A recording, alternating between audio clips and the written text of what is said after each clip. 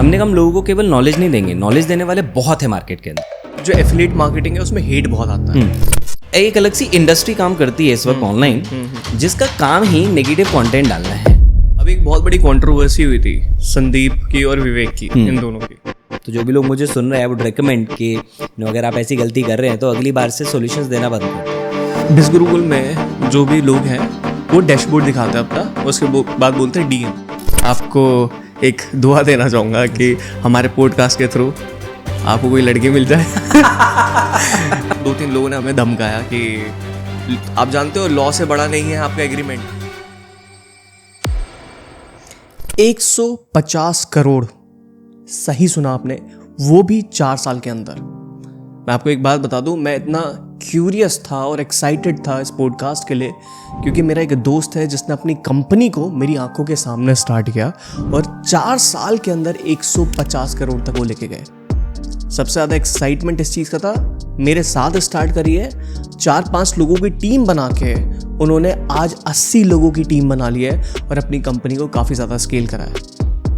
और मेरे अंदर इतना ज़्यादा एक्साइटमेंट था, कंपनी का स्ट्रक्चर क्या है, कैसे पैसे बनाए, क्या क्या सारी चीज़ें कर रहे हैं, सब कुछ मुझे जानना था। आज के पॉडकास्ट में हमने इनवाइट किया है इस गुरुकुल के को फाउंडर को, जिनका नाम है रोहित शर्मा। और इस पॉडकास्ट के अंदर आपकी बहुत तगड़ी लर्निंग होने वाली है अगर आप इस पॉडकास्ट को पूरा एंड तक देखते हो। तो चलिए शुरू करते हैं। Rohit, welcome on the DD show. Thank you so much there. Really excited for this conversation. मैं इस कन्वर्सेशन के लिए इसलिए ज़्यादा एक्साइटेड हूँ क्योंकि हम दोनों एक ही एज के हैं। मेरे सामने कंपनी ग्रो हुई है आपकी। मुझे ये जानना है कि जब आपने स्टार्ट किया तो कैसे कैसे स्टार्ट किया और आपने अपनी कंपनी कैसे बनाई, ये आइडिया कहाँ से आया आपके दिमाग में? आइडिया तो यार देखो, मैं ऑलरेडी एंटरप्रेन्योरशिप की फील्ड में हूँ बहुत सारे सालों से। बहुत सारे साल अब सुन के ऐसा लगता है कि यार सच में यार अच्छा टाइम हो गया है, तो इस फील्ड में हो गया अच्छा टाइम। बट जिस टाइम पे बिज गुरुकुल का जब जन्म हुआ तो उस टाइम पे मैं ऑलरेडी एक दूसरे वेंचर पे काम कर रहा था, एक दूसरे अपने स्टार्टअप पे काम कर रहा था, जो 2 महीने ही चल पाया बिकॉज एकदम से लॉकडाउन आ गया। लेकिन थैंकफुली कि उसके साथ ही बिज गुरुकुल पे भी काम चल रहा था। वो कैसे चल रहा था कि आइडिया मेरा नहीं था, आइडिया रित्विज का था, हमारे founder and CEO Ritvij Tiwari. तो he came to me with this idea कि सर अभी इंडिया में ना ऑनलाइन जो लोग, ये तो एक बूम तो हो रहा है, बस तो हो रहा है कि यार ऑनलाइन बहुत अच्छा स्कोप है, हम ग्रो कर सकते हैं, लोग बहुत अच्छा अर्न कर सकते हैं, बहुत अच्छा बिजनेस बना सकते हैं, ये सब कुछ है। लेकिन जो कोर जो इंडिया का मार्केट है उन लोगों को अभी तक इसकी प्रॉपर्ली अवेयरनेस नहीं है कि यार इसको करके हम एक्चुअली बना कैसे सकते हैं। तो एक बहुत बड़ा गैप है एक कि भाई ऑनलाइन के बारे में पता होना और उससे एक्चुअली रिजल्ट क्रिएट करना, ये गैप है। तो इसको फिल करना है क्योंकि देखो ऑफलाइन करने के लिए बहुत कुछ है लोगों के पास, लेकिन अब वो ट्रेडिशनल बिजनेस वो सबको पता है वो कितना टफ होता है। तो लोग अवेयर हैं कि हमें ऑनलाइन जाना है, कैसे जाना है, क्या करना है, क्या स्किल्स होती हैं, क्या प्लेटफॉर्म्स हैं, प्रोसेस क्या होता है, वो लोगों को नहीं पता। ठीक है, तो 2020 में उस टाइम पे हमने जनवरी में इसको बिल्डअप करना स्टार्ट कर दिया था। तो Ritvij came to me with this idea, मुझे अच्छा लगा, मैंने कहा यार बात में दम है, कर सकते हैं इसको। एंड उस दौरान उससे मतलब 1-1.5 साल पहले मैं पर्सनल ब्रांडिंग, ऑनलाइन बिजनेस सबके बारे में बहुत ज़्यादा मैं इन्वॉल्व हो चुका था, तो मेरे को भी नॉलेज थी, तो एकदम से मुझे क्लिक किया कि ये काम कर सकता है।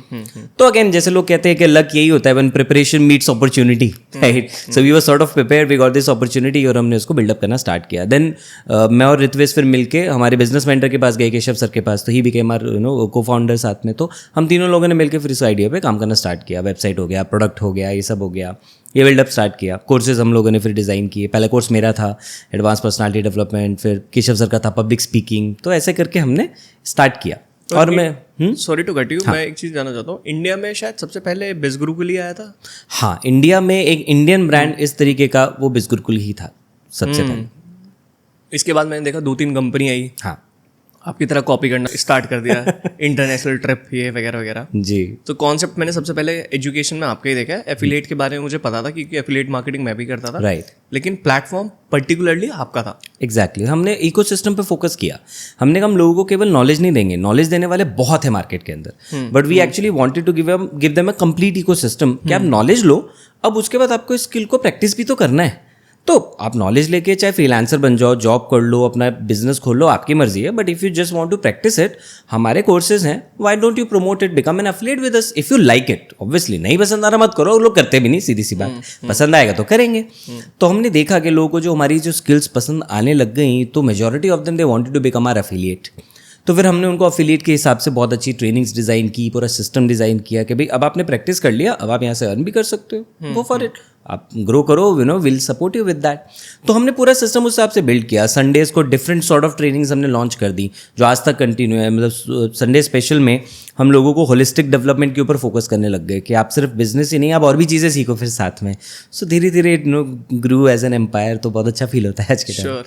सो आपका ये जैसे कंपनी बिल्ड हुई आपकी धीरे धीरे, मुझे ये चीज़ जानना है कि विजन क्या है, मिशन क्या है, कि एक जैसे फॉर एग्जांपल एफिलिएट के बारे में बात करेंगे, जैसे अभी बिंद्रा जी के साथ हुआ, उस टॉपिक पे भी आएंगे, लेकिन उससे पहले मैं ये जानना चाहता हूँ आपका पर्टिकुलरली बिजगुरु को लेके विजन क्या है? हमारा सिंपल सा विजन है कि हम 1 मिलियन लोगों को डिजिटली एम्पावर करना चाहते हैं with the right kind of skill set. कि जो डिजिटल में भी है बहुत वेराइटी है, हम उन्हें रेलिवेंट स्किल देना चाहते हैं और साथ में उनको प्लेटफॉर्म देना चाहते हैं कि भाई आप उस स्किल को आप प्रैक्टिस करके पूरा नर्चर होकर यहाँ से निकलो, जिससे कि आप खुद को एक ऐसा एम्पावर्ड फील करो कि भाई आप मार्केट में जाओ और आप उस स्किल से रिलेटेड आप कोई भी प्रोडक्ट या सर्विस क्रिएट कर सकते हो, या एज अ कंसल्टेंट दूसरों की आप हेल्प कर सकते हो। सो वो हम एम्पावर करना चाहते हैं इंडिया के यूथ को, जो अभी भी बहुत बड़ा गैप है मार्केट में। मतलब हमने अभी कितना मान के चलो तो 0.7% तो हम एज अ बिजगुरुकुल ही कवर कर पाए हैं अभी 2,80,000 स्टूडेंट्स में। इतना बड़ा मार्केट है, राइट? तो उनके लिए हम वो सारी चीज़ें क्रिएट करना चाहते हैं। That is our vision. Alright. So जब आपने ये विजन है आपका कि लोगों को आपको स्किल देनी है, स्किल के बाद अगर उनको पसंद आता है आपका प्रोडक्ट तो वो सेल कर सकते हैं उसको, है ना? यही मॉडल एग्जैक्टली। पर मैं ये जानना चाहता हूँ, जब आपने काम स्टार्ट किया होगा तो हेट भी बहुत आई होगी, या लोगों ने प्रेज भी बहुत किया होगा, हेट भी बहुत आई होगी, लेकिन मैं देखता हूँ मोस्टली जो एफिलिएट मार्केटिंग है उसमें हेट बहुत आता है ना? इवन चाहे कोर्स सेलर हो, क्योंकि मैं भी अगर कोर्स सेलर हूँ या मैं भी अपना प्रोडक्ट बना के बेचूँ, मुझे भी हेट बहुत मिलता है। सो उसको आपने पीआर को कैसे पॉजिटिव करा, क्या क्या सारी चीज़ें आई, क्या फ्रस्ट्रेशन थे जब आपने कंपनी बिल्ड करी होगी? बहुत फ्रस्ट्रेशन भी आया होगा, बहुत चैलेंजेस भी आए होंगे, तो वो कैसे आपने सारी चीज़ें करी? तो इनिशियली तो ये होता था, हम बहुत एकदम से इम्पल्सिव हो जाते थे, राइट? कॉन्फ्रेंस रूम में बैठे तो बात हो रही है, अरे इस पे केस कर देते हैं, इस पे ये कर देते हैं, इस पे वो कर देते हैं, राइट? बट देन स्लोली, मतलब द बेस्ट थिंग वाज कि that we had Keshav sir with us in our team, right? तो वो उनका ही मस्त एकदम नेचर है, वो शांत रहते हैं, कामली एकदम सुनते हैं। तो वो चीज़ से मैंने बहुत कुछ सीखा कि यार जब भी कुछ ऐसा होता है तो आपको इम्पल्सिव नहीं होना है, शांति से आप देखो, एनालाइज करो कि इस वाली सिचुएशन को कैसे हैंडल कर सकते हो, उससे क्या निकाल सकते हो। तो हम लोग पहले एकदम से रिएक्ट करते थे, मतलब बाहर नहीं करते थे, आपस में डिस्कस कर रहे थे, ये कर लेते हैं वो कर लेते हैं। But then we slowly understood कि यार इसको करने से फ़ायदा क्या होगा। हेट मिल रहा था ऑब्वियसली, क्योंकि और हेट भी क्यों मिल रहा था उसका कारण मैं आपको बताता हूँ। एक अलग सी इंडस्ट्री काम करती है इस वक्त ऑनलाइन, जिसका काम ही नेगेटिव कंटेंट डालना है, बिना रिसर्च किए, बिना स्टडी किए कि क्या है, क्या मतलब कोर्स है तो कैसा है, प्रोडक्ट है तो कैसा है, बस उनको अपने मन में जो लगा वो बना के डाल दिया, कहीं से सुना तो बना के डाल दिया। ये इंडस्ट्री जो है ना, ये नेगेटिविटी के ऊपर चलती है, और इनको जितनी एनर्जी मिले ये उतना ही खुश होते हैं, क्योंकि इनको उतने व्यूज़ मिलते हैं, उतने ज़्यादा ग्रो होते हैं। तो शुरू में हमें लगा कि यार ठीक है, करते हैं कुछ एक्शन, फिर हमने एक्शन लेना ही बंद कर दिया, मतलब लिया ही नहीं एज इन, पर एनर्जी भी भेजना बंद कर दिया। क्यों? हमने वहाँ से 2 चीज़ें पकड़ ली। नंबर 1, ठीक है, जो भी कोई वीडियो है, कुछ भी अगर कुछ हेट दे रहा है तो एक बार ज़रा समझते हैं कि उसमें वो बोल क्या रहा है, क्या पता हमें उसमें से एक जेन्युइन पॉइंट मिल जाए जो हम कहीं पे गलती कर रहे हो, तो उसको इम्प्रूव कर लेंगे। दूसरा, हमें ये चीज़ हुई कि जब भी कोई ऐसी वीडियो आती थी तो पहले तो हमें हंसी आती थी, क्योंकि हमें समझ में आ जाता था कि यार एक और इंसान है जिसको कुछ नहीं पता है और जो आके बोल रहा है, तो हमारे ये बिलीफ और स्ट्रांग हो जाता था कि यार हम सही चीज़ कर रहे हैं, इसलिए हमारे बारे में लोग बना रहे हैं वीडियो। अगर हम ग्रो ही नहीं कर रहे होते तो लोग नहीं बनाते हमारे पर वीडियो। हम जेन्युइनली कुछ अच्छा दे रहे हैं, तो हमने देखा कि रेशियो अगर हम देखें तो जो प्रेज मिल रहा है उसके बदले में जो हल्का सा हेट मिल रहा है, तो बहुत डिफरेंस है। तो हम क्यों ना इस पे फोकस करें जो हमें अच्छा मिल रहा है, और अगर कोई कुछ बोल भी रहा है तो कोई बात नहीं है, उसमें से अगर कुछ हम इम्प्रूव कर सकते हैं तो करते हैं ना यार। So that's how we learned how to handle criticism, and we always took it in a positive way.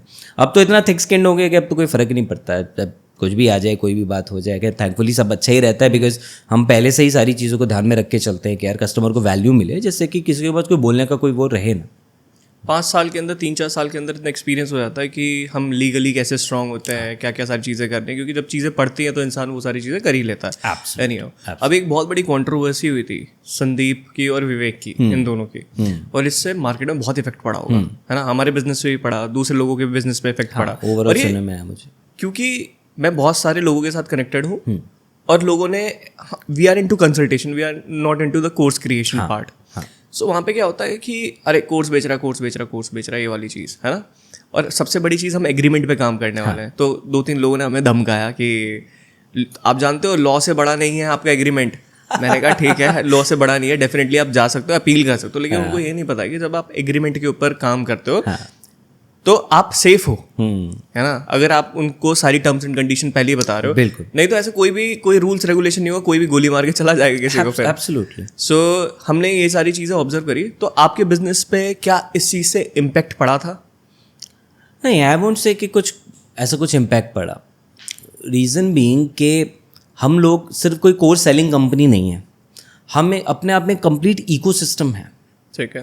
ये ज़रूर है कि कई ऐसे स्टूडेंट जो 2-3 साल पहले के थे, वो वीडियो देख के कॉल आया, है ना, और वो सेम लैंग्वेज, मुझे हंसी अभी लॉ वाली बात पे इसीलिए आई क्योंकि आपने सेम लाइन बोली जो उधर वीडियो थी उनकी, राइट। और ये हुआ, मतलब कई लोगों ने वो सेम लाइन रिपीट करने की कोशिश करी कि नहीं आप लोग तो ऐसा कोर्स दे रहे हो, आप लोग तो ये दे रहे हो, आप लोग तो वो दे रहे हो। तो हमारी टीम ने सिर्फ उनसे पूछा, ठीक है सर बिल्कुल हम आपकी बात समझ रहे हैं, पर आप हमें बताइए आपने कौन कौन से कोर्स पढ़े और उसमें आपको कहाँ पे दिक्कत आया जो आपको लगा कि यार आपके काम का नहीं है। कोई आंसर नहीं था उनके पास। करेक्ट, मेक्स एग्जैक्टली, क्योंकि जिन्होंने पढ़ा उन्होंने रिजल्ट्स क्रिएट किए। आज हमारे पास तो सैकड़ों हजारों ऐसे लोग हैं जो हमारे कोर्सेज को पढ़ने के बाद एज अ फ्रीलांसर काम कर रहे हैं, खुद की एजेंसीज लॉन्च कर चुके हैं, कोचेज और कंसल्टेंट्स बन चुके हैं। हमें बहुत प्राउड फील होता है। इस बार हमने बहुत सारे लोगों को अवार्ड भी दिया, उनको रिकग्नाइज भी किया। हमारे इवेंट में बर्थडे जो मीट होता है हमारा BBM बिज गुरुकुल बर्थडे मीट, उसमें हमने वहाँ पे किया, राइट। तो हमें ये तो पता था यार कि हमने काम तो अच्छा किया है, तभी इतना बड़ा कारवां हम क्रिएट कर पाए हैं। तो ये छोटी छोटी हवाएं तो चलती हैं, ये आज यहाँ से चली कल को कहीं और से चलेगी। आप कोई भी बिजनेस कर लीजिए, कुछ ना कुछ तो उसमें होना ही है।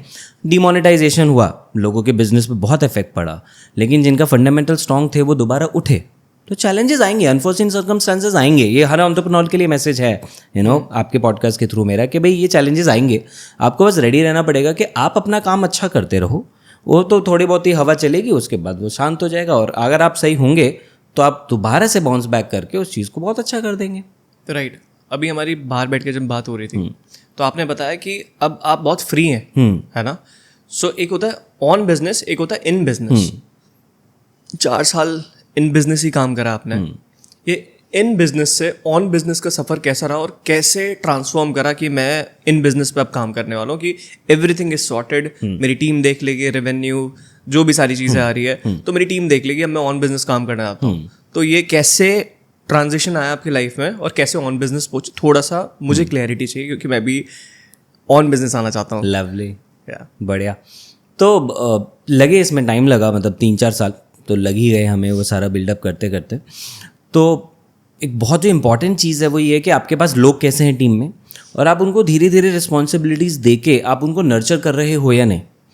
एंड देन आप जब भी किसी को रिस्पॉन्सिबिलिटी देते हो, अब यहाँ पे बहुत बड़ा फैक्टर आता है। ज़्यादातर बिजनेस में मैंने देखा है कि लोग कहते हैं यार मैंने टीम को काम दिया था, फिर वो करते नहीं है, तो यार मुझे करना पड़ता है, जब तक मैं ना लोगों होता नहीं है। वो इसलिए होता है क्योंकि आप काम दे देते हो, लेकिन काम देते टाइम क्या आपने डिस्कस किया कि अगले को प्रॉपर्ली समझ में आया, या फिर आपने बस बोल दिया हाँ ये कर लेना।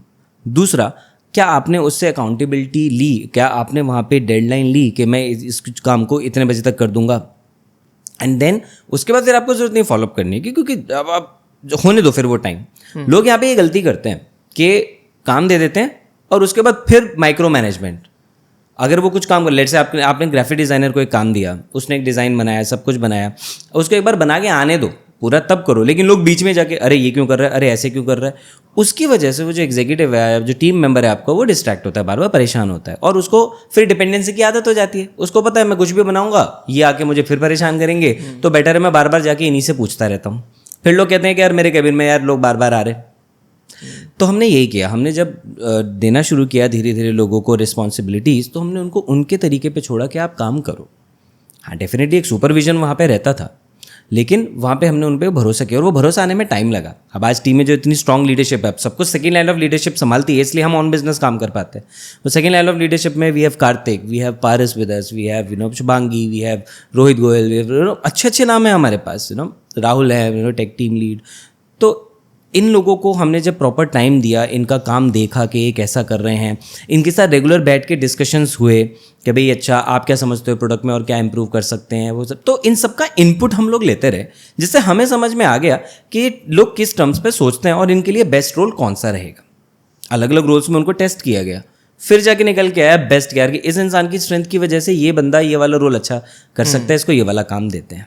राइट। फिर उनकी वो ट्रैकिंग हम करते रहे, रेगुलर फीडबैक्स उनको देते रहे, एंड देन वो सिस्टम इस तरीके से फिर आगे इवॉल्व होता गया। राइट। जो आपके टीममेट्स हैं, आपके जो पुराने टीममेट्स हैं, वो आपके लिए एक बहुत बड़ी एसेट है, लेकिन उनके मन में भी आता होगा कि यार I want my growth, I just wanted to get on the next level, तो how you guys are retaining them?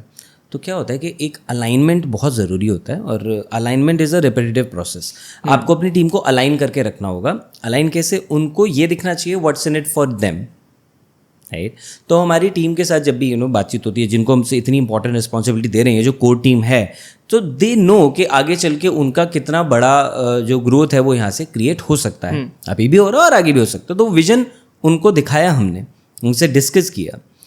तो अब फॉर एग्जाम्पल मैं अगर आपका बिजनेस बिल्डअप कर रहा हूँ, मैं आपकी टीम का पार्ट हूँ, और मुझे ये दिख रहा है कि जब ये बिजनेस ग्रो होगा तो ऑब्वियसली मान लो आज अगर 10 लोगों की टीम में हैंडल कर रहा हूँ, आगे जब ये बिजनेस बड़ा होगा तो 100 लोगों की टीम होगी, राइट। तो अगर आप मुझे ये दिखाने में कामयाब होते हो कि भाई अगर तू अच्छा करता है तो वो 100 लोगों की टीम को तो you'll be the one will manage ना, तो आपकी डेजिग्नेशन भी बढ़ेगी, एंड प्लस उस इंसान को देखना चाहिए कि मैं इस बिजनेस का सिग्निफिकेंट हिस्सा हूँ, कि भाई अगर कंपनी हम ग्रो करते हैं, हमारे प्रॉफिट्स बढ़ते हैं, सो डेफिनेटली उसका एक इंपॉर्टेंट परसेंटेज तो आपके पास भी रहेगा। इक्विटी कह लो, ई-सॉप्स कह लो, कुछ भी कह लो, राइट। बट ऑब्वियसली वो आप ऐसे हर किसी को नहीं बांट सकते। आप देखोगे कि आप उस बंदे पे कितना ट्रस्ट करते हो। अगर वो आपको ट्रस्ट जीत पाया, वो पोटेंशियल है, वो आपका काइंड ऑफ क्लोन भी है, एक तरह से कह सकते हैं कि वो आपके बिना भी बिजनेस संभाल सकता है, सो डेफिनेटली ऐसे लोगों को आपको बिजनेस का शेयर, ई-सॉप, इक्विटी या जो भी है, मतलब वो कोई भी तरीके का सेटअप हो सकता है, वो ज़रूर ऑफर करना चाहिए। बिकॉज तब उस इंसान को दिखेगा ना कि हाँ यार, मैं अगर इसमें मेहनत करता हूँ, आज कंपनी 1 करोड़ की है, मैं पूरी जान लगा कि इसको 100 करोड़ की बनाता हूँ, तो मेरा भी अच्छा खासा ग्रोथ होगा, तो फिर वो इंसान देखेगा नहीं मैं यहाँ स्विच कर जाऊँ या वहाँ स्विच कर जाऊँ। Make sense. सो टीम सबसे इंपॉर्टेंट पार्ट होता है, और उसको केयर देनी पड़ती है, उसको संभालना पड़ता है, और सेल्फलेसली काम करना पड़ता है, तब वो टीम एक सुपर टीम बन जाती है। श्योर। थोड़ा सा कंपनी के मैथ्स के बारे में बात करें।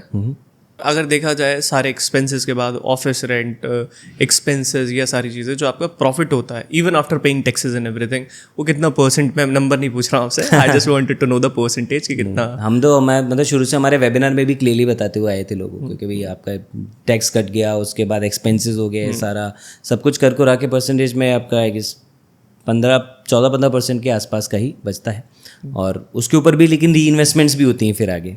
तो ऐसे नहीं कि वो पैसा उठा के हम लोग ले जाते हैं, बिकॉज ये सारी चीज़ें जो आगे की डेवलप हो रही हैं वो फिर उसी पैसे की री इन्वेस्टमेंट से ग्रो हो रही हैं, राइट। तो वो वाला पार्ट फिर वहाँ पे भी जाता है। तो ये कि बचता तो बहुत ही कम है, बट ये ज़रूर है कि हाँ, जो क्रिएट कर रहे हैं वो लॉन्ग टर्म विजन से कर रहे हैं। यहाँ पे मैं ये बात ज़रूर बोलना चाहूँगा लोगों को जो सुन रहे हैं कि अक्सर हमें ऐसा लगता है कि यार नंबर सुन के कि हाँ यार बस यार ये वाला नंबर तो मुझे अचीव करना है, तो मैं इस पे लग जाता हूँ। तो जो लोग सिर्फ उस नंबर के लिए काम कर रहे होते हैं वो कभी बहुत बड़ा बिजनेस बिल्डअप नहीं कर पाते।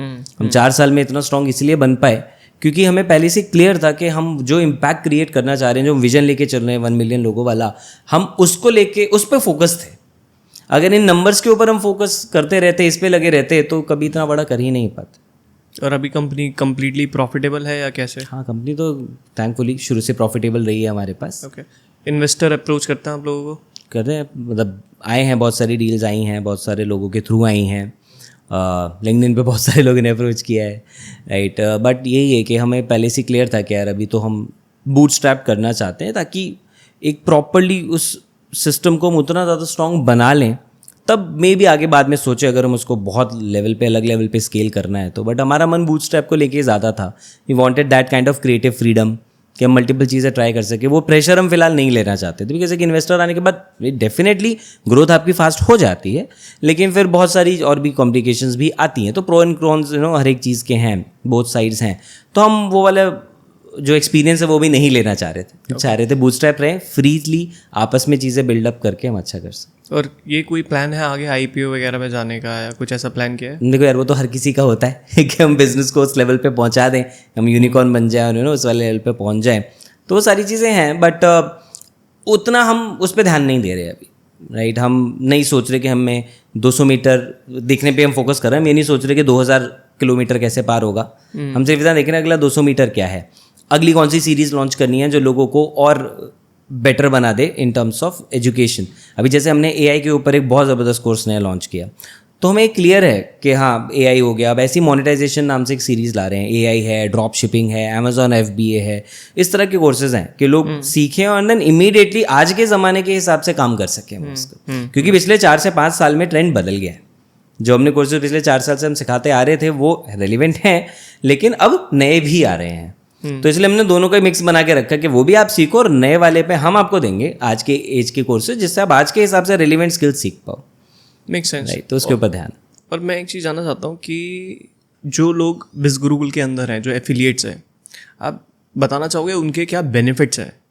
मतलब अगर फॉर एग्जांपल किसी का मोटिव यही है कि पैसे बनाने हैं, हाँ। ठीक है, उसको मोनेटाइज करना अपने आप को, अपने स्किल को, क्या वो कम्प्लीटली डिपेंडेंट हो सकता है आपकी कंपनी के ऊपर, या फिर उसको जॉब पकड़नी चाहिए, या कम्प्लीटली वो खाली फुल टाइम बिज़ गुरुकुल कर सकता है? ये हो सकता है, दिस इज पॉसिबल? हाँ, हमारे यहाँ तो ढेरों ऐसे, हज़ारों ऐसे वो हैं, एफिलिएट्स हैं जो कि पहले वर्किंग थे कहीं पे एंड देन आज के टाइम पे वो फुल टाइम कर रहे हैं हमारे साथ एज एन एफिलिएट। ऐसे लोग भी हैं जो स्टूडेंट्स हैं, लाइक तो कॉलेज के बाद दे स्टार्टेड, कई ऐसे हैं जो कॉलेज में साथ साथ में ही कर रहे हैं। सो डेफिनेटली वो डिपेंड हो सकते हैं हम पे, क्योंकि सिर्फ हम उनको वो नॉलेज या स्किल नहीं दे रहे, हम उनको पूरे का पूरा इकोसिस्टम दे रहे हैं। और उस इकोसिस्टम में ट्रेनिंग्स जो है वो बहुत इंपॉर्टेंट पार्ट है कि भाई हम हर हफ्ते 3 से 4 तो वेबिनार्स ही उनको दे देते हैं। और ऐसा नहीं कि हम बस बुकिश कुछ नॉलेज दे रहे हैं, ऑब्वियसली वो कभी रहा ही नहीं है। ऐसे लोग आके उनको सिखाते हैं जो खुद कर रहे हैं और उन्होंने जो रिजल्ट अचीव किए हैं। तो किसी की क्लोजिंग अच्छी है तो उसने क्लोजिंग के ऊपर बात कर दी, किसी की पर्सनल ब्रांडिंग अच्छी है उसने उस पर बात कर दी, किसी की कंटेंट क्रिएशन अच्छी है उस पर बात कर दी, राइट। किसी का लेट्स से फनल जो है वो अच्छा है तो उसने उसके ऊपर बात कर दी। तो ये जो पॉइंट्स हैं ये हमने हमेशा ध्यान रखे कि लोगों को जो सीखना है वो उन्हीं से सीखने को मिले जो एक्चुअली ऑन फील्ड काम कर रहे हैं, है ना। तो इसलिए लोग हमारे यहाँ से अच्छे रिजल्ट निकाल रहे हैं और इसीलिए वो इसको as full time career option भी चूज़ कर रहे हैं। तो डेफिनेटली कर सकते हैं क्योंकि हम वो स्किल्स ही उनको वो सारी दे रहे हैं जो आज के टाइम पे उनको सुपर स्ट्रॉन्ग बना दें। तो सिर्फ ऐसा नहीं कि वो अफिलिएट कर रहे हैं, लेट्स से वो अफिलिएट नहीं भी करना चाहते, मत करें। वो इन स्किल्स को सीख के वैसे भी इतने सारे ऑप्शन है उसको ट्राई कर सकते हैं। तो ये हमारा प्रोसेस। एक कोई नंबर आपको ध्यान है कि जो सबसे बड़ा एफिलिएट होगा आपका, उसने आज तक कितना बनाया है, मतलब जब से बिज़ गुरुकुल ज्वाइन किया है? तो हमारे जो टॉप मोस्ट एफिलिएट है उसने शायद पिछले 1.5-2 साल में कुछ 1 CR हिट किया था और उसके बाद 7 या 8 महीने में अगला CR हिट कर दिया। तो she has made over 2 CR। अभी हमारे पास ये बिज़ करोड़पति करके हमने एक सेगमेंट नया बनाया है, उसमें हमारे 11 लोग हैं जो 1 CR से ऊपर एज एफिलिएट अपने लिए जनरेट कर चुके हैं। और इन लोगों को जो करोड़ क्रॉस कर चुके हैं, इनके नंबर ऑफ फॉलोअर सब्सक्राइबर अच्छे होंगे डेफिनेटली। तो पहले नहीं थे, अब हुए हैं जाके, अब हुए हैं, क्योंकि जैसे जैसे वो अपने ब्रांडिंग के ऊपर काम करते रहे तो वो ग्रो हुए। अक्सर लोगों के पास ये मिथ होता है कि यार अगर मुझे एक एफिलिएट मार्केटिंग बिजनेस करना है तो मेरे पास पहले से ऑडियंस बहुत ज़बरदस्त होनी चाहिए तो ही मैं करूँ तो ज़्यादा अच्छा है। ऐसा नहीं है, बिकॉज आप ऑर्गेनिकली भी जब अपना बिल्ड कर रहे हो पर्सनल ब्रांड तो वहाँ से आपके फॉलोअर्स धीरे धीरे ग्रो होते जाएंगे। एंड दूसरा आप एड्स रन कर सकते हो। तो ऐसा कोई ज़रूरी नहीं है कि होने चाहिए। हमारे में किसी भी जो हमारे एफिलिएट आए उनके पास नहीं थे पहले से कोई बहुत ज़बरदस्त फ़ैन फॉलोइंग, 1000-2000 फॉलो लेकर आए थे, किसी को उतने भी नहीं, किसी का अकाउंट ही नहीं था। कई तो ऐसी हाउसवाइफ्स हैं हमारे साथ जिनको इंस्टाग्राम चलाना ही नहीं आता था, राइट। तो वो इसलिए हम बिल्कुल ज़ीरो से लेके उनको सारी की सारी चीज़ें सिखाते हैं। मैंने एक ट्रेनिंग प्रोग्राम बना के दिया था बिज़ गुरुकुल को, इंस्टाग्राम मास्टरी। बिल्कुल। सो मैं देखता हूँ उसका रिस्पॉन्स कब 3 साल पहले बना के दिया था और आज तक मेंशन आता है उसके। एग्जैक्टली। बिज़ गुरुकुल पेज पे भी आते होंगे क्योंकि मैंने इस तरीके से एंगेजमेंट बिल्ड किया था। उसका क्या रेटिंग है, क्या रिस्पॉन्स है उसका? मतलब वो हमारा 2nd या 3rd मोस्ट वॉच्ड कोर्स रहेगा। 2nd या 3rd में क्यों कह रहा हूँ, ऐसा टेक्निकली देखा जाए तो टेक्निकल स्किल में वो पहला है ठीक है। बट क्यों, क्योंकि मेरा जो कोर्स है वो थोड़ा छोटा है तो लोग इमीडिएटली ना वो देख लेके वो तो फिनिश कर देते हैं। कई बार लोगों को मन करता है ना कि एक्साइटमेंट में कोर्स देख लें तो लोग उसको देख लेते हैं। तो खैर, बट एनीवेज टेक्निकल स्किल्स के अंदर जो आपका वाला कोर्स है वो हमारा मोस्ट वॉच्ड कोर्स है इस टाइम पे, सबसे ज़्यादा पूरे प्लेटफॉर्म पे। एग्जैक्टली, क्योंकि इंस्टाग्राम पे पर्सनल ब्रांडिंग लोगों को चाहिए, है ना। और उसके लिए दे वांट कि एक ऐसा इंसान जिसने खुद अपना ब्रांड बिल्ड किया तो वो एक क्रेडिबिलिटी है, उनको लगता है कि अच्छा कंटेंट है। दूसरा, साथ में लोगों को ये भी दिखता है कि यार मेरे को इंस्टाग्राम से सिर्फ एक ही ऑप्शन नहीं खुलेगा कि मैं एफिलिएट कर पाऊंगा, मेरे को ब्रांड डील्स भी मिल सकती हैं। मैं आगे चल के और कई तरह के कोलैब्स कर सकता हूँ, मेरा नेटवर्क बहुत अच्छा बन सकता है, मेरे कॉन्टैक्ट्स बहुत अच्छे बन सकते हैं। सो इसलिए लोग इंस्टाग्राम पे बहुत फोकस कर रहे हैं, तो उसमें आपका वाला रोल तो बहुत इंपॉर्टेंट है। मुझे सुन के बहुत अच्छा लगा कि सबसे ज़्यादा वॉच टाइम उसका है। बिल्कुल, क्योंकि मैं आपको बताऊं कि जब मैं इंस्टाग्राम के ऊपर कंटेंट क्रिएट करता, मेरा पूरा यूट्यूब चैनल इंस्टाग्राम से रिलेटेड था, 2 million views, 1 million views, 100K, 200K, it was a normal thing for us. Right now I have switched, completely switched into different industry. बहुत पेनफुल था ये मेरे लिए कि एक जो तुम्हारा बिजनेस ऑलरेडी सेटअप है, मैं चाहूँ तो वो चीज़ कर सकता, लेकिन डिजिटल धैर्य तो एक ही है। So I just wanted to change that and I just wanted to get into the bigger picture of my life. So हमने कंसल्टिंग बिजनेस के अंदर शिफ्ट किया। टचवुड अच्छा चल रहा है, थोड़े से व्यूज़ अभी ड्रॉप डाउन है, लेकिन ये भी उठा लेंगे क्योंकि कंटेंट क्रिएशन के बारे में हमें पता है कि कब क्या चीज़ कैसे होनी है। सो मैंने एक चीज़ देखी है कि बिज़गुरुकुल में जो भी लोग हैं वो डैशबोर्ड दिखाते हैं अपना, उसके बाद बोलते हैं DM। ये वाली स्ट्रेटेजी है, इसके अलावा भी कोई और स्ट्रेटेजी इस्तेमाल करते हैं कि आपको एफिलिएट ज्वाइन करना चाहिए, या ट्रेनिंग है उसके बाद, या क्या सिखा के लोगों को इन्फ्लुएंस करते हैं कि आपको ये करना चाहिए, नहीं करना चाहिए, जो भी एक प्रोसेस है उसका प्रोसेस आप बताना चाहेंगे थोड़ा सा? ये तो सबसे बेसिक चीज़ है जो कोई करता है रिजल्ट दिखा के, क्योंकि ये इसलिए रिक्वायर्ड होता है कि भाई एक क्रेडिबिलिटी के लिए ज़रूरी है कि भाई I have created some result, क्योंकि हर कोई करता है। मैं मतलब 2019 से ऑनलाइन कोर्सेज लेना मैंने शुरू किए बहुत सारे लोगों के लिए। मैंने इंडिया के जो टॉप मोस्ट कोचेज है ऑलमोस्ट सबके कोर्सेज हैं मेरे पास, मैंने एनरोल किया, पढ़ा, सीखा, राइट। किसी का भी आप मार्केटिंग फनल उठा लो, it works on the results, right. मतलब लोग क्लियरली बोलते हैं अगर आप कोचिंग बिजनेस से इतने लाख रुपए कमाना चाहते हो, then enrol for my programme, for this webinar, for this workshop, right. तो उसमें गलत तो कुछ भी नहीं है, because the results that they have created वही वो शो कर रहे हैं, they are not showing any fake results on that, right. Although मानने वालों को यकीन नहीं होता तो मानते अच्छा फेक सिखा रहे होंगे, बट ऑब्वियसली नॉट, रिजल्ट हैं तभी वो दिखा रहे हैं, राइट। तो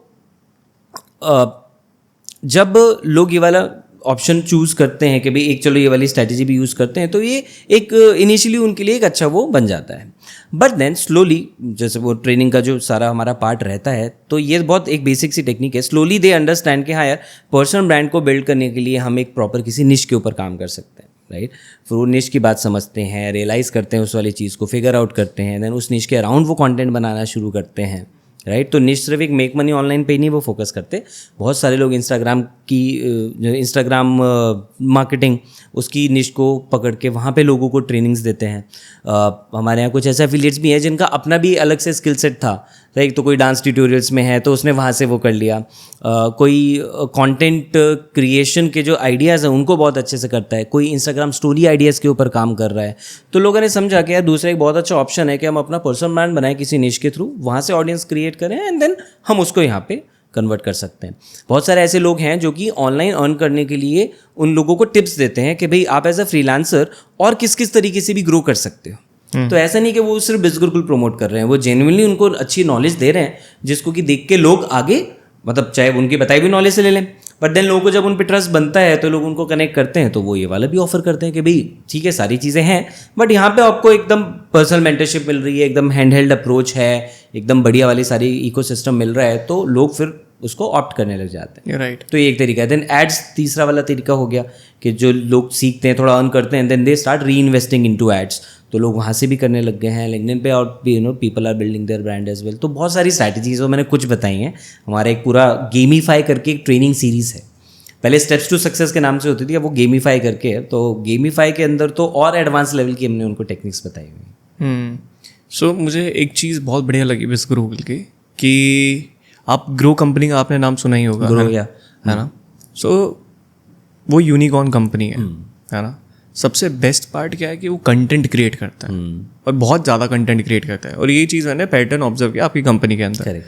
आपकी टीम का भी है ह्यूमंस ऑफ बिज़गुरुकुल, राइट। एफिलिएट्स के लिए है हमारा पार्टनर्स ऑफ बिज़गुरुकुल, एंड बिज़गुरुकुल तो मेन है ही। बिज़गुरुकुल है आपका, मैंने आपका यूट्यूब चैनल भी देखा, उस पर भी अच्छी खासी ग्रोथ हुई है, 4 lakh subscriber around, I guess. Instagram पे भी कुछ ना कुछ, कितने हैं आपके इंस्टाग्राम? मैं आई गेस 2,80,000 कुछ समथिंग है वहाँ पे भी हमारे इंस्टाग्राम के। हाँ, मुझे एग्जैक्ट नंबर इस वक्त याद नहीं है, मैं बहुत ज़्यादा वो नंबर नहीं देखता, मैं मुझे कंटेंट देखने में मज़ा आता है कि जो कंटेंट बनाया, अगर टीम ने बनाया तो किस इंटेंशन से बनाया, उसके अंदर क्या वो आइडिया कन्वे हो रहा है या नहीं हो रहा है, तो मैं उस पर ज़्यादा जाता हूँ मेट्रिक पे, ना कि फिलहाल पेज पे क्या चल रहा है। और ये कंटेंट कौन क्रिएट करता है आपकी टीम के अंदर? टीम है या मार्केटिंग टीम है। ओके, मार्केटिंग टीम है। तो और उनका, सॉरी टू कट यू, सो उनका प्रोसेस क्या होता है कि कौन सोचता है, कौन स्क्रिप्ट करता है कि क्या क्या क्या प्रोसेस? वी है marketing managers like humans of बिज गुरुकुल का जो पेज है वो एक अलग टीम लीड हैंडल कर रहे हैं, उनके पास 1-2 लोग हैं टीम के अंदर, राइट। मतलब सिमिलर ही है, मतलब आपस में वो करते रहते हैं कंटेंट तो खैर, बट मेन जो लीड हमने दिया हुआ है ह्यूमंस ऑफ बिज गुरुकुल पेज का एक को दे दिया, पार्ट्स ऑफ बिज गुरुकुल का एक को दे दिया, मेन जो बिज गुरुकुल है उसका अलग दे दिया। तो सोशल मीडिया टीम के अंदर मतलब इस वक्त हमारे सबसे ज़्यादा जो टीम मेट हैं वो कस्टमर सपोर्ट टीम और सोशल मीडिया टीम, इसके अंदर हमारी सबसे ज़्यादा हायरिंग्स है, राइट। तो उन लोगों को ये रिस्पॉन्सिबिलिटी दी है कि भाई आप आइडिएट करोगे, ये थीम है, ये डायरेक्शन है, ऐसे ये करना है। सो वो फिर अपनी टीम के साथ मिलकर आइडिएट करते हैं, चीज़ों को डिस्कस करते हैं फिर हम लोगों से, क्योंकि बड़ा कैंपेन है। तो बाकी नॉर्मल जो रेगुलर जो कंटेंट जाता है वो लोग खुद ही कर लेते हैं, क्योंकि उनको अब समझ में आ गया कि क्या करना है। तो इस यहाँ पे मैं मतलब लोगों को एक प्रिंसिपल समझाना चाहूँगा कि it is always about who not how. Reason mean कि जब भी आपको कुछ काम करना है, आप अगर इसके पीछे जाते रहे कि मैं कैसे करूं कैसे करूं कैसे करूं और सोचोगे कि मैं खुद करूं, तो कभी उतना ग्रो ही नहीं कर पाओगे। लेकिन उसकी जगह आप ये सोचोगे मुझे कुछ करना है तो मैं हु के पीछे जाऊं, यानी किसको दूं, कौन कर सकता है मेरे लिए ये वाला काम, तो आप वहाँ पे बहुत अच्छा ग्रो कर जाओगे, क्योंकि वहाँ पे आप एक सही इंसान को ढूंढोगे जिसके पास वो स्किल सेट होगा, जिसके पास वो टैलेंट होगा, राइट। तो आपका काम आसान कर देगा। अब मुझे पता है कि मान लो मैं नहीं हूँ यूट्यूब पे इतना अच्छा, लेकिन मेरी टीम के अंदर एक यूट्यूब मैनेजर है, तो वो यूट्यूब पे कंटेंट डाल देगा, है ना। लेट्स से मैं नहीं हूँ लैंडिंग पेज की कॉपी राइटिंग में अच्छा, तो और मैं ये सोचता रहूँ कि चलो अब मैं कॉपी राइटिंग सीख लेता हूँ, तो पहले सीखूंगा फिर करूँगा प्रैक्टिस करूँगा, तो मुझे एक लैंडिंग पेज बनाने में 1 साल लग जाएगा। फ़ायदा क्या है? उसकी जगह मैं एक कॉपी राइटर हायर करता हूँ, अच्छा कॉपी राइटर, इंटरव्यू लेता हूँ, स्किल्स देखता हूँ, बढ़िया है, गो चलो भाई करो आप फिर ये वाला काम। मेरा टाइम भी बचता है and I have good talented people in my team जिनसे मैं रेगुलरली अच्छी अच्छी कॉपीज क्रिएट करवा सकता हूँ। तो you should always look for who, like कुछ नया सीखना है तो आई लुक फॉर के अब मैं किस कोच के पास जा सकता हूँ। तो मैंने लाइफ में इतने सारे मेंटर्स और कोचेस से ट्रेनिंग ली, कोर्सेज लिए, लाइव मेंटरशिप्स ली हैं। तो मैं हमेशा यही देखता हूँ कि अब मुझे नया क्या सीखना है, और उस जो मुझे नया सीखना है उसमें इंडिया में टॉप मोस्ट कौन नाम है, राइट, उनके बारे में मैं स्टडी करता हूँ and then I find okay ठीक है फिर मुझे इसमें एनरोल करना चाहिए, देन आई एनरोल। तो I always look for who. Great, good answer. So just wanted to know कि बिज गुरुकुल का एंट्री पॉइंट कितने का, अगर किसी को ज्वाइन करना है तो कितना से स्टार्ट कर सकते हैं? उससे पहले मैं क्लियर कर देता हूँ भाई, ये कोई स्पॉन्सर्ड पॉडकास्ट नहीं है। लोगों को अगर लगे कि यार बिज गुरुकुल की बातें हो रही है तो ये कोई स्पॉन्सर्ड पॉडकास्ट नहीं है, but it's just that because हम लोग जानते हैं बिज गुरुकुल को दोनों ही लोग अच्छे से, तो इसलिए वो वाली बातें चल रही हैं which I am loving of course. Basically मैं इसलिए जानना चाह रहा हूँ ये सारी चीज़ें कि एक कंपनी किस तरीके से रन कर रही है। मैं बहुत डीप जाना चाहता हूँ कन्वर्जेशन के अंदर कि कैसे कंपनी चली, क्योंकि मैंने ये चीज़ देखा है कि आप थे, पारस था, ऋत्विज थे, मैंने देखा है कि सब कुछ जो भी है ना, जितना भी सब कुछ है मेरे आंखों के सामने ग्रो हुआ है। और जब कंपनी कुछ भी नहीं थी और कुछ हो गई, तब से मैं सारी चीज़ें खुद देख रहा हूँ। और even when I have seen the response, जब मैंने बिज गुरुकुल के लिए ट्रेनिंग प्रोग्राम बनाया, वो आज तक डेली बेसिस पे मेरे पास मेंशन आता है। तो मुझे इतना पता लग गया था कि यार ये इंस्टाग्राम वाला बहुत अच्छा चल रहा है, इट इज़ परफॉर्मिंग वेल। तो इसलिए मेरी क्यूरियोसिटी है कि आपने कंपनी को कैसे बिल्ड किया। तो जस्ट वांटेड टू नो कि मिनिमम इन्वेस्टमेंट क्या और मैक्सिमम इन्वेस्टमेंट क्या है बिज गुरुकुल के लिए। तो जो हमारा मिनिमम प्रोग्राम है, वैसे तो हमारे पास 250 का भी कोर्स है अपस्किलिंग के लिए, अगर कोई इंसान लेना चाहता है। बाकी अगर एक जो फिर हमने कुछ कॉम्बोज क्रिएट कर लिए उनके लिए। तो जो हमारा सबसे पहला जो डिजिटल एंटरप्रेन्योरशिप बंडल है वो 1500 रुपीज़ का है डिस्काउंटेड रेट पे। लाइक आप किसी अफिलिएट के थ्रू लेते हैं तो आपको 30% ऑफ पे मिलके, जो नेट प्राइस है वो मैं बता रहा हूँ, 1499 पे मिल जाता है, जिसमें डिजिटल मार्केटिंग का कोर्स आपको मिल जाता है। देन 3500 है, 6000 है, 11000 है, 15000 है, ऐसे करके। फिर अभी AI का कोर्स है 5000 का है। मैक्सिमम कितना? मैक्सिमम 15000। और इससे ऊपर बनाने का सोचा अब आप लोगों ने? फिलहाल तो नहीं। Media buying is increasing, cost per acquisition is increasing, rate बढ़ते जा रहा है टाइम के साथ, एनी हाउ आपको प्राइस बढ़ाने ही पड़ेंगे। तो आपके दिमाग में है कुछ बड़ा करने का? तो देखो क्या है कि जो हमारा जो हाईएस्ट बंडल है 15,000 रुपीज़ वाला फाइनेंस मास्टरी, तो उसके अंदर जो ऑलरेडी लोगों को हम 20-25 कोर्सेज दे रहे हैं। तो एक तो लोगों के लिए तो वो वैसे ही वैल्यूएबल हो गया, बहुत सुपर वैल्यूएबल। मतलब 500 रुपये में एक कोर्स मिल रहा है उनको, जो मार्केट में कहीं भी पॉसिबल नहीं है इस लेवल का कोर्स। उसके बाद जो आगे के जो कोर्सेज हैं जिसमें हम थोड़ा बड़ा अमाउंट रखना भी चाहते हैं, तो वो अभी हम उस पर रिसर्च कर रहे हैं, ठीक है। क्योंकि हम एक चीज़ पे ध्यान दे रहे हैं कि भाई हमारे इकोसिस्टम में एक इंसान आया, अब वो आया, उसने स्किल सीख ली, उसने ठीक है ग्रो भी वो कर रहा है, अब उसके बाद जब पैसा आ रहा है या एक अच्छा ब्रांड बन गया है, उसको बिजनेस की समझ आ गई है, अब हम ये नहीं चाहते कि अब वो हमारे इकोसिस्टम से बाहर जाके ढूंढे कि मैं क्या नया बिजनेस करूँ। तो आगे के जो भी रिसर्च, ये एक आइडिया है, राइट। अब मे बी आगे चल के इस आइडिया में हम कुछ नया कुछ लॉन्च कर दे या कुछ डिफरेंट कर दे, तो मुझे अभी नहीं पता, I can no claim that. लेकिन हाँ, हम इस टर्म्स में सोचते हैं कि अब उस इंसान को नया ऐसा क्या दें कि वो इस लेवल से अब अपग्रेड कर ले। जब हमारे पास आया था 1 लेवल पे था, अब हमारे साथ आते 5th तक पहुंच गया है, अब उसको कुछ नया देते हैं कि वो 5th से 10 तक पहुंच जाए, राइट। बिजनेस उसको करना सिखाते हैं, राइट। कुछ इस तरीके के हम प्लान्स अभी उनके लिए लेकर आ रहे हैं कि जो लोग अच्छा कर रहे हैं तो वो और अच्छे में अब नया क्या एक्सप्लोर कर सकते हैं, और जो ऑलरेडी अभी नए हैं हमारे साथ है वो हैं, उनके लिए तो फर्स्ट लेवल पे तो नई नई चीज़ें हम लेकर आ ही रहे हैं, एक कोर्स है, ड्रॉप शिपिंग और ये सारी चीज़ें ये तो आएंगी। बिज गुरुकुल की टारगेट ऑडियंस जो है, जो मुझे समझ में आ रहा है, वो बेसिकली स्टूडेंट भी हैं, वर्किंग प्रोफेशनल्स भी हैं। हाँ, दोनों हमारा लाइक जो डेमोग्राफिक्स रहता है अराउंड 18 to 25, 18 to 30 तक में भी हमारा अच्छा रेंज चला जाता है। कोर जो है वो 18 to 25 वाला रहता है, क्योंकि एनर्जी है लोगों के अंदर उस टाइम, अवेयरनेस है आज के टाइम पे, एक रिसेप्टिविटी है ऑनलाइन को लेके, इन सारी चीज़ों को लेके, सो उनके लिए बहुत अच्छा काम करते हैं। एक आइडिया देता हूँ आपको बहुत बढ़िया। हाँ, मतलब मैं भी लो टिकट से जैसे हाई टिकट में गया, so what I have seen is कि जो लो टिकट होता है ना, उसमें प्रॉफिट मार्जिन थोड़े से लीन हो जाते हैं, है ना, क्योंकि बहुत सारा हमारा कॉस्ट पर एक्विजिशन में चला जाता है। लेकिन when we will get into the higher level of training, जिसके अंदर आप उन लोगों को टारगेट करो, those who are business owners, coaches, consultant, agency owner, those who are already doing something in their life, और उनका बिजनेस एक सर्टेन लेवल पे है। सो मुझे ये लगता था कि आप जैसे एक कंफर्टेबल जोन में चला गया, जैसे आपका इकोसिस्टम है वो अभी आपके लिए कंफर्टेबल जोन है ना। अब जब आप अनकंफर्टेबल जोन में अपने जाओगे तो वहाँ पे आपको बहुत चिढ़ मचेगी कि अरे यार ये करना पड़ रहा है, ये करना पड़ रहा है, ये करना पड़ रहा है। लेकिन मैंने एक्चुअली में जो चीज़ क्रैक करी है ना, तो वो ये थी कि जब हम हायर लेवल पे जाते हैं या महंगे ट्रेनिंग प्रोग्राम में जाते हैं, उसको क्रैक करना बड़ा मुश्किल काम है। लेकिन अगर वो एक बारी क्रैक हो जाता है ना, पता है आपके पास इतनी सारी, आपके पास मुझे नहीं लगता कि कुछ भी ऐसी चीज़ बची है जो आपको करनी है। लेकिन आप बहुत सारे बिजनेस ओनर्स या जो MSME के अंदर है, उनको अपने ब्रांड को ग्रो करना है, करेक्ट, और वो एक्सपीरियंस आपके पास है, अपनी कंपनी को ग्रो करा है। वही नॉलेज अगर फाउंडर्स बना के एक सेपरेट ट्रेनिंग प्रोग्राम निकाल दे कि कंटेंट क्रिएशन इसलिए इम्पॉर्टेंट है, प्रॉफिट मार्जिन्स बढ़ाने इसलिए इम्पॉर्टेंट है, टीम मैनेज करना ऐसे इम्पॉर्टेंट है, खाली बिजनेस ओनर्स के लिए अगर आप एक ट्रेनिंग प्रोग्राम निकाल देंगे तो बहुत ज़्यादा मदद कर सकता है। लेकिन इसके लिए रिसर्च एंड डेवलपमेंट वाले फेज में जाना पड़ेगा, ऑफर बिल्ड करना पड़ेगा, और इसके लिए टीम बड़ी नहीं ज़रूरत है IT के लिए, इसके लिए छोटी टीम की ज़रूरत है। अगर 10 बिजनेस ओनर भी आप टारगेट कर रहे हैं, महीने के एक एवरेज बता देता हूँ, अगर 1.5 से 1 लाख से 10 लाख के बीच में आपका ट्रेनिंग प्रोग्राम है, 10 भी पकड़ लो तो सीधा 10 लाख का है। और सबसे बड़ी चीज़ पता क्या होती है कि अगर आपके पास लीड आ रही है कोई, आप फिल्टर्स लगा दिया आपने, फिल्टर्स लगाने के बाद आपके पास एप्लीकेशन आ रही है, तो हम ट्रेनिंग में भी उनको ले रहे हैं जिनकी बाइंग कैपेसिटी है, बाइंग इंटेंट है। करेक्ट। और एक लीड कितने की चली जाएगी? अच्छा, 1,000 रुपये, 2,000 रुपये, 3, 5 भी जा रही है, 10 भी चली जाए, साइज है जिस पे आप कर सकते हैं, 10 भी चली जाए, तो आपका प्रॉफिट मार्जिन फिर भी 90 के आसपास तो है ही, अगर एक का बेच रहे हो आप।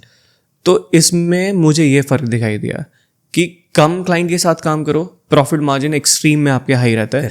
तो मुझे जो पर्सनली फील होता है कि आपको एक हाई टिकट में भी सोचना चाहिए, जो दोज आर बिजनेस ओनर। बिज गुरुकुल में जो लोगों ने ट्रेनिंग कर लिया, नॉर्मल वाला स्टूडेंट वाला पढ़ लिया, लेकिन उसके बाद they wanted to set up their businesses, या वो ऑलरेडी अच्छे लेवल पे, क्योंकि एक टाइम के बाद इंसान के दिमाग में आएगा कि यार मैंने बहुत पैसा बना लिया एफिलिएट मार्केटिंग से, I just wanted to do something which is like a permanent thing. तो उसमें आप लोगों की मदद कर सकते हैं, क्योंकि लोग हमेशा इंटरेस्टेड होंगे आपके साथ हायर लेवल पे काम करने के लिए।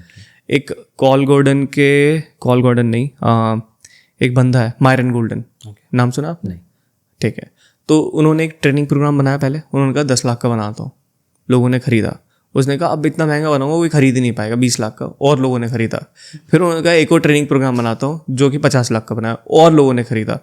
तो उसने कहा कि यार अब मैं ऐसा बनाऊंगा अब कोई खरीद ही नहीं पाएगा, 1 करोड़ का निकाल दिया, उसमें भी भीड़ आ गई। तो इट्स लाइक कि हर तरह का मार्केट है, हर तरीके को टैप इन कर सकते हैं, बट बहुत अनकंफर्टेबल जोन में डालना पड़ेगा अपना आपको इस चीज़ के लिए, रिसर्च एंड डेवलपमेंट वाला, कि दिमाग ख़राब हो जाता है। जैसे अभी फेमस लाइन भी है ना, what got you here won't get you there. Right same चीज़ है। राइट। सो जैसे कि रोहित, मैंने आपको अभी तक जाना है, जो भी हमारी कन्वर्सेशन हुई है, मुझे इतना पता है कि आप यहाँ तक तो रुकने नहीं वाले हो। इसके अलावा भी और कोई प्लान आपके होंगे या आप और कुछ भी क्रैक करने की कोशिश कर रहे हो। तो बिज गुरुकुल से आप ऑन बिजनेस काम कर रहे हो, नेक्स्ट क्या है, नेक्स्ट क्या सोच रहे हो, कुछ कंपनी वगैरह बिल्ड करने का सोच रहे हो? हाँ देखो, एज एन एंटरप्रेन्योर तो दिमाग तो चलता ही रहता है और मेरी ये वाली आदत है कि मैं बहुत ज़्यादा नेटवर्क करना पसंद करता हूँ लोगों के साथ, है ना। तो अभी मैं बहुत सारे नए नए लोगों से मिल रहा हूँ, नई नई चीज़ें जान रहा हूँ, सीख रहा हूँ। तो और वो रिसर्च वाले मोड में हूँ अभी, है ना, कि जब धीरे धीरे अलग अलग फील्ड एक्सप्लोर हो जाएंगी कुछ टाइम में। तो अब मेरे पास ये प्रिविलेज था कि मेरे पास अब फ्री टाइम था, क्योंकि टीम बिजनेस संभाल रही है, तो मेरे पास ये था ये टाइम कि अब मैं अलग अलग चीज़ें एक्सप्लोर करूं जो मैं पिछले 4 साल में नहीं कर पाया था, बिकॉज वो सारी रिस्पॉन्सिबिलिटीज़ थी। तो बस एक्सप्लोरेशन स्प्री पे हूँ, एंड देन जब कुछ निकल के आएगा तो डेफिनेटली वो तो लाइव होगा ही, फिर तो सबको पता लग ही जाएगा। बट ये कि अभी हाँ, वो एक रिसर्च मोड ही चल रहा है अभी, बिकॉज मैं ऐसे ही आँख बंद करके कहीं पे भी नहीं पैर डालना चाहता। क्योंकि चीज़ें हैं, पाइपलाइन में हैं, बहुत सारे लोगों से बातचीत भी चल रही है, जहाँ कुछ अच्छा सॉलिड सिनर्जी बनती है। सो डेफिनेटली, और ये मैं बोलूँगा कि हर किसी को ओपन रहना चाहिए इस वाली चीज़ के लिए। आप एक लकीर के फ़कीर बन के नहीं रह सकते कभी भी, राइट। एंड और जितना आप नई नई चीज़ें बिल्ड करने के बारे में सोचोगे, उतना ही आपका नॉलेज बेस बढ़ेगा, आपका आपका लर्निंग बढ़ेगा, आपका नेटवर्क बढ़ेगा, एंड वो जो आपका एग्जिस्टिंग बिजनेस है वो उसमें भी हेल्प करेगा। एंड सेकेंडली, आप जो नए अपने लिए ग्रो करोगे तो आप उतना ही बड़ा इम्पैक्ट क्रिएट कर सकते हो। आप एक और बड़ी मार्केट को जो है टारगेट कर सकते हो, और बड़े आप वेंचर्स ऐसे बिल्ड कर सकते हो जो लोगों को ग्रो करने में हेल्प करें। आप बड़ी प्रॉब्लम सॉल्व कर सकते हो। ये रोहित, एक और चीज़ मुझे जाननी है, आप एक सर्टेन लेवल पे पहुंच गए हो, राइट, आपके पास पैसा भी है, सारी चीज़ है, इन्वेस्टिंग गेम में घुसे अभी तक? फिलहाल तो नहीं। मतलब ऑल्दो मैंने कुछ स्टार्टअप इवेंट्स जज किए थे, इन्विटेशन आया था दिल्ली यूनिवर्सिटी के कॉलेजेस में, 3-4 इवेंट्स में कर चुका हूँ जज। तो उस टाइम में मुझे लगता था कि हाँ यार, अभी मेरे को इन्वेस्टमेंट गेम में थोड़ा सा आना चाहिए। तो मैंने 1-2 बिजनेस को मतलब किया था, फिर अप्रोच उनसे बात भी करी थी। फिलहाल मुझे उतना नहीं लगा कि यार मतलब वो ठीक है, अभी वो बिज़नेस या वो जो ओनर्स हैं वो भी उतना नहीं मेच्योर हो पाए हैं कि भी वो एक अच्छा बिजनेस बिल्डअप कर पाएंगे, तो मैं उसमें नहीं घुसा। बट मैं ओपन रहता हूँ कि हाँ यार, अगर कुछ मतलब अच्छा मिल सकता है कुछ वेंचर, तो वाई नॉट। अगर जैसे सपोज कीजिए मैं आपको 1 करोड़ रुपए दे दूँ, आप अभी जाके कहाँ लगा दोगे उसको? कहाँ लगाना पसंद करोगे? गाड़ी खरीदोगे? नहीं, या क्या खरीदोगे? बिजनेस? क्या करोगे? बिजनेस इन्वेस्टमेंट रहेगी, क्योंकि इस टाइम पे मेरे लिए अगर आप मुझसे 5 साल पहले बोलते ये वाली बात, मैं तो भी गाड़ी बंगला तो बिल्कुल भी नहीं बोलता। मैं तब भी यही बोलता कि मैं अपनी लर्निंग में लगाऊंगा, राइट। मैं ढूंढूंगा, और महंगे महंगे कोचेस जो बहुत ज़बरदस्त रिजल्ट्स क्रिएट कर रहे हैं, तो उनके कॉस्ट भी ज़्यादा ही होती है, तो मैं दूंगा किसी को 20 लाख रुपया, मुझे कोई प्रॉब्लम नहीं है। फॉरेन का कोच हो, इंडिया का कोच हो, मैं उस पर इन्वेस्ट करूंगा ताकि अपनी लर्निंग बढ़ाऊँ, और फिर जो 1 करोड़ है उसको 10 करोड़ में कन्वर्ट करूँ। आज वो लर्निंग वाले तो चल ही रहा है ऑब्वियसली, पर आज माइंडसेट ये है कि अगर मेरे को पैसा होगा तो मैं फिर बिजनेसेस में लगाऊंगा। मैं 10-10 लाख रुपए 10 बिजनेस में लगाऊंगा फिर आपके दिए हुए 1 करोड़ में से। किन बिजनेस में? सेम डोमेन के अंदर या डिफरेंट डोमेन? मल्टीपल डोमेन के अंदर रहेंगे। ओके। एडटेक डेफिनेटली रहेगा उसके अंदर, क्योंकि एडटेक का तो भाई स्कोप बहुत ज़बरदस्त है। लोग मुझसे बहुत बार पूछते हैं कि कितने साल लगता है आपको चलेगा। मैंने कहा 10 साल कहीं नहीं जाने वाला, अभी आप देखते जाओ, आगे भी चलेगा। 10 वो आगे भी चलेगा, क्योंकि उतना ही ज़्यादा देखो, जो नई चीज़ मार्केट में आएगी, जो नया ट्रेंड मार्केट में आएगा, जो नया फिनोमिनन बनेगा, लाइक आजकल AI चल रहा है, तो लोग सीखना भी तो चाहेंगे। सो अगेन एजुकेशन तो रहेगा। तो आप लोग एडटेक को इतना अलग क्यों देखते हैं? भाई एजुकेशन है जो आप टेक्नोलॉजी के साथ दे रहे हो, तो उसमें कोई बहुत बड़ा कोई वो थोड़ी कुछ अलग चीज़ थोड़ी है वो। तो एडटेक डेफिनेटली रहेगा। उसके अलावा ये मैं एक बार कई जगह पे ये बात बता चुका हूँ कि मेरे दिल के जो बहुत क्लोज रहता है वो वेस्ट मैनेजमेंट और रिन्यूएबल एनर्जी के सोर्सेज रहते हैं। तो मैं अगर वैसा कोई वेंचर होता है तो मैं उसके अंदर डेफिनेटली इन्वेस्ट करना चाहूँगा, राइट।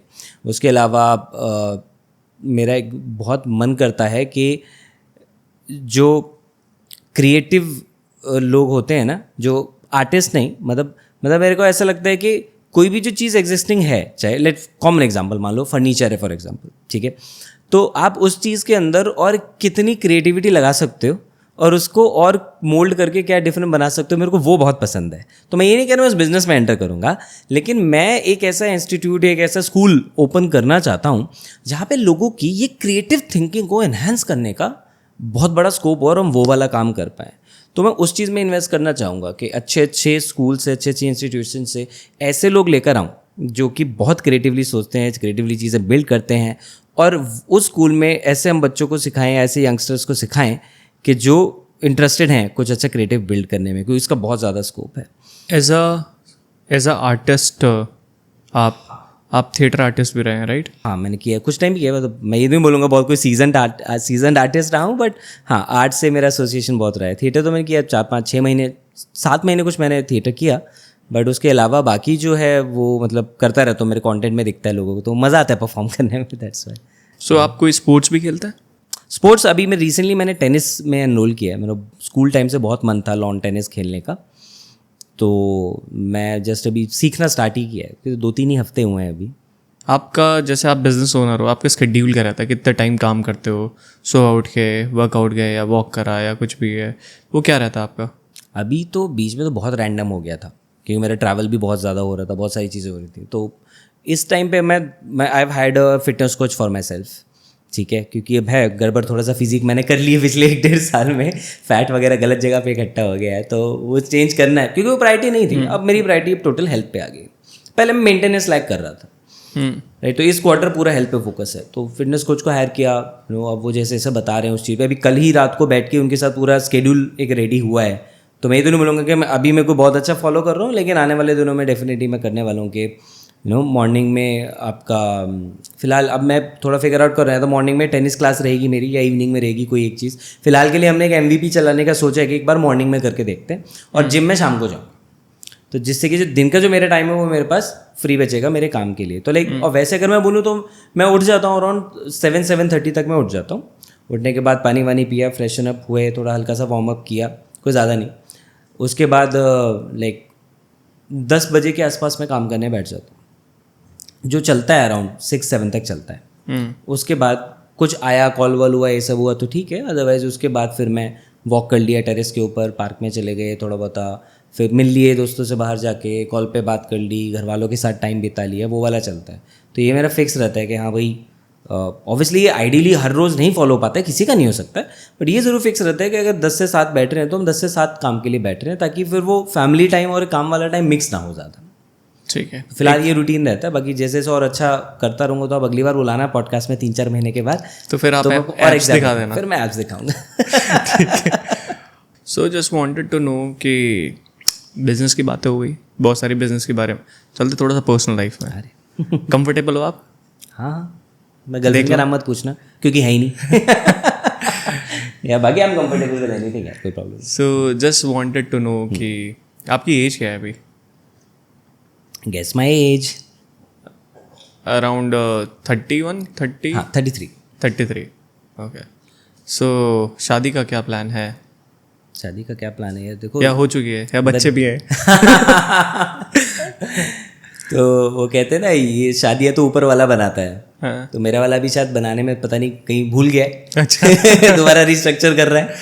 So, अभी शादी तो नहीं हुई है, but yeah definitely looking for some good matches. अभी तो गर्लफ्रेंड चलती रहती, नहीं गर्लफ्रेंड तो नहीं है। कभी रही है? कभी रही होगी तो रही मुझे भी नहीं होगी। पता। मतलब काफ़ी रही है इसका मतलब। नहीं, not like that, but yeah definitely have had some good experiences with people. मैं ये तो नहीं बोलूँगा गर्लफ्रेंड थी या क्या थी, बट ये ज़रूर रहा है कि यार लाइफ के अंदर अच्छे लोग मिले हैं जिनके साथ अच्छा वक्त बीता है। वो वाली बात ठीक है कि वो मटेरियलाइज आगे नहीं हुआ, वो वाली बातें एक अलग हैं, ठीक है, बट ये ज़रूर है कि हाँ मतलब कुछ अच्छी दोस्ती रही है, जो सीरियस दोस्ती भी रही है, वैसी भी चीज़ें रही हैं। बट हाँ वो है कि ठीक है, वो लॉन्ग टर्म में शादी में वो कन्वर्ट होना नहीं होना, वो सब तो एक किस्मत वाली बात होती है अल्टीमेटली। लेकिन उन सारे प्रोसेस में इंसान सीखता बहुत है। तो मैं कहूँगा मैंने भी बहुत गलतियाँ करी हैं, अगर उसको रिलेशनशिप बोलना है, रिलेशनशिप बोल रहे हैं, जो भी बोलना है, ठीक है, मैंने भी बहुत सारी गलतियाँ करी हैं लाइफ के अंदर, जो सीखा है फिर उन सब चीज़ों से कि यार रिश्ते असल में चलाते कैसे हैं, किन चीज़ों को प्रायोरिटी पे कब रखना होता है, किस चीज़ का ध्यान रखना होता है, तो वाली सारी चीज़ें हैं। तो यार मतलब I have had my share of experiences as well. Okay, so just wanted to know, कभी माइंड भी फक्ड अप होता होगा काम से, बहुत, कि दिमाग ख़राब हो रहा है जाके, ये सारी चीज़ें हमेशा पेरेंट्स से जाके बात नहीं हो सकती, हमेशा नहीं हो सकती है, right? At certain level you want a partner. तो कभी मन में आता कोई हो हक करने के लिए, या किससे कुछ चीज़ें शेयर कर लूँ, वो उस टाइम पे क्या होता है? होता है मतलब एज ए ह्यूमन तो यार होता है। मैं बोलूँगा कोई अगर कहता है मुझे नहीं होता है तो मुझे लगता है वो झूठ बोल रहा है। बिकॉज आई फेल दैट कि यार वो फील होता है आपको, राइट. डेफिनेटली जब आप दोस्तों को देखते हो जो मैरिड हैं अपनी, या तो मतलब वाइफ के साथ आए हैं, या अगर नहीं है फियांसे के साथ आए हैं, गर्लफ्रेंड के साथ आए हैं, तो डेफिनेटली आपको एक टाइम पे वो फील तो होता है. ठीक है.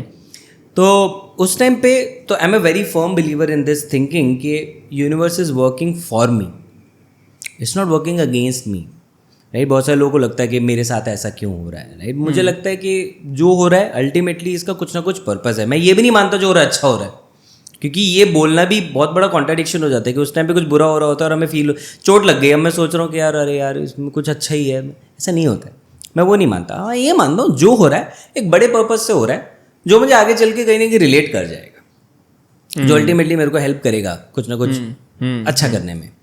तो मैं वो मान के चलता हूँ. तो इसलिए जब भी कुछ ऐसा होता है तो मैं सोचता हूँ कि ठीक है, इट्स गुड यार. अगर इस टाइम पे अभी सिंगल हूँ, अभी पार्टनर नहीं है, राइट, तो ये इसलिए है क्योंकि मे बी अभी ये मैं शायद अभी उतना डेवलप नहीं हुआ हूँ, राइट. जब राइट टाइम होगा, जब बेस्ट टाइम होगा, तब मुझे मेरा पार्टनर मिल जाएगा, वो अपने आप आ जाएगा. Got it. सिंपल. तो मैं इस वाली चीज़ में बिलीव करता हूँ, इसलिए मैं उस टाइम पे परेशान नहीं होता, सैड नहीं होता. उस टाइम पे मैं फिर खुद का ध्यान हटा लेता हूँ, दोस्त को कॉल कर लेता हूँ, ठीक है, फैमिली के साथ बैठ जाता हूँ. और ये बात मैंने बहुत ऑब्जर्व करी है कि जब कुछ नहीं होता ना करने को, तभी वाले थॉट ज़्यादा आते हैं, राइट. अगर आप उसकी जगह आप कुछ भी कर रहे हो, आप स्पोर्ट्स खेल रहे हो, आप बीच में मैंने डांसिंग भी सीखने लग गया था, तो मतलब मैं वो हैप्पीनेस अलग अलग जगह से जो सोर्सेज है ना, मैं वो क्रिएट कर रहा हूँ कि मुझे अलग अलग सोर्सेज से मिले कि मैं खुश रहूँ और मैं एक्टिव रहूँ और माइंड बिजी रहे. तो मैं खुद को उस वाले जोन में ज़्यादा डालना ही नहीं चाहता कि है ना इंसान ज़्यादा वो सोचे, बिकॉज जो चीज़ जब होनी है वो तभी होनी है, उसके ऊपर आप स्ट्रेस करके कुछ नहीं कर सकते. बस ये है कि हाँ, जो चीज़ आ रही है उसको अच्छे से आप करते रहो. एक और क्वेश्चन है. हाँ, कार्तिक को जानते हो आप? हाँ. आपका टीममेट है, यार, शादी हुई उसकी, यार, क्या चेंज देखा उसकी लाइफ में अभी तक? लाइफ में चेंज क्या देखा? He has become more responsible. वो पहले भी थे obviously, but he has become more responsible. Okay. ठीक है. एंड या डेफिनेटली वो केयर तो बहुत ज़्यादा पहले से वो करते ही थे लोगों की. So that is the reason कि सब लोग उनको बहुत पसंद करते हैं, और वो कॉन्फ्लिक्ट रेजोल्यूशन में बहुत अच्छे हैं, because he cares for people, he understands people, you know. और वो बिल्कुल भी इम्पल्सिव नहीं होते हैं, एकदम काम माइंड के हैं. तो ये सारी चीज़ें मैंने देखा एनहांस हो गई शादी के बाद उस इंसान के अंदर.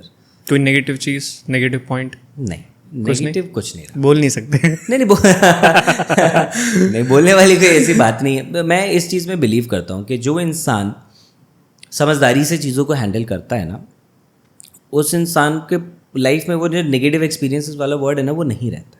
क्योंकि वो हर कुछ भी चीज़ लाइफ में हो रही है तो उससे कुछ ना कुछ समझदारी वाली चीज़ अपने लिए निकाल लेता है, कुछ लेसन निकाल लेता है, यू नो, सीख लेता है कि आगे इन चीज़ को नहीं करना है. और वो समझता है इस चीज़ को, ठीक है यार, जो भी हुआ it was a learning part, simple. लेकिन अगर उसकी जगह कोई इंसान हो जो बहुत एरोगेंट हो, जो बहुत ज़्यादा यू नो मीन टाइप का हो, या सोचे कि नहीं यार दूसरे की केयर ही ना करे when you are in a relationship, ऐसे लोगों को बहुत ज़्यादा फिर प्रॉब्लम और चैलेंजेस आते हैं. तो the good thing with Kartik is कि वो हर एक एक्सपीरियंस से चीज़ों को सीखते हैं और फिर आगे उस चीज़ में अप्लाई करते हैं, बेटर करते हैं. तो मैंने हमेशा ये देखा ना, तो he has a you know very cute kid also. कल ही उनसे बात हो रही थी मेरी फ़ोन पे, और उस टाइम पे बाई चांस वो बात करते करते बेबी एकदम से गिर गया, उससे स्लिप हो गया, उससे थोड़ी सी चोट लग गई. तो I saw you know that person के एकदम से कि सर मैं थोड़ी देर में बात करता हूँ, आदेश अभी गिर गया नीचे. मैंने कहा ओके ठीक है.